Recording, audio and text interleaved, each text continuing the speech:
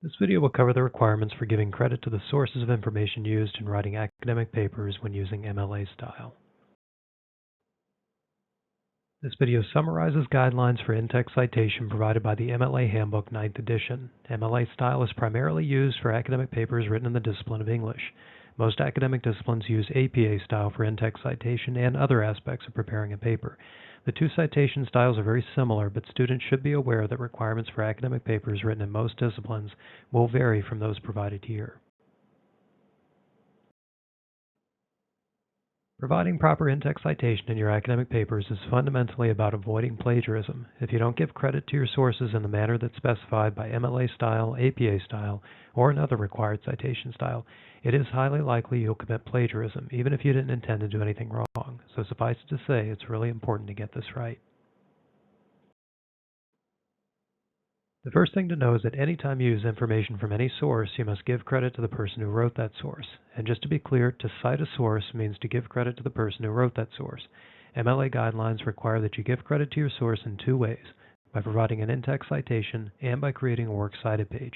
The focus of this video, of course, is on in-text citation.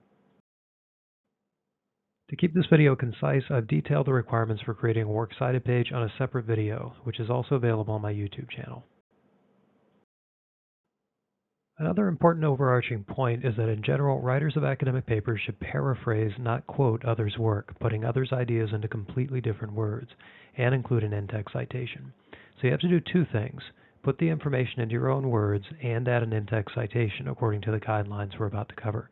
There are exceptions to this, of course. Sometimes the exact words of another writer are necessary to support a particular point, for example, but in general, it's best to put the information into completely different words. There are two basic ways to format an in-text citation. Both are acceptable, and neither one is preferred. You can use both types of citation in a single paper, or you can just go with one of them. One is called a parenthetical citation, and the other is called a narrative citation. You can see examples of both here on the screen, and we're going to talk about the requirements for each type separately. We'll start with parenthetical citations. In a parenthetical citation, the author is named in parentheses at the end of the information from the source. It's important to note that a parenthetical citation only applies to a few sentences that come before it, not to anything that comes after it. That's a mistake that I see in a lot of students' papers. You can see an example of how a parenthetical citation should look in the center of the screen. There are just a few other quick things to know about parenthetical citation. The first is that the last name and only the last name of the author should go in parentheses after the information taken from the source, like you see in the example here. And it's worth reiterating once again that you're taking the information, not the exact words, from the source. You have to put the information into your own words. If you don't, it's plagiarism. The second detail to take note of is that the ending punctuation goes after the parenthetical citation, not before it. Notice that there's no period after the word accidents in the sentence below. The period comes after the parenthetical citation, and that's what you need to know about parenthetical citations. Now we'll talk about narrative citations, and there's even less to know about these. In a narrative citation, the author is named within a sentence where the information from the source is used, and you've got an example in the center of the screen. That's pretty much all there is to it. But there are a few other things to be aware of, regardless of whether you're using parentheticals or narrative citations. I'm calling these special cases, but they do come up all the time. First, many academic texts are written by multiple authors, and the rules vary depending on how many authors there are. For sources that have two authors, you'll list both names, and then if you're using a parenthetical citation, you'll place an ampersand between them. That's a little symbol for and, if you haven't run across that term before, like you see in the example to the left.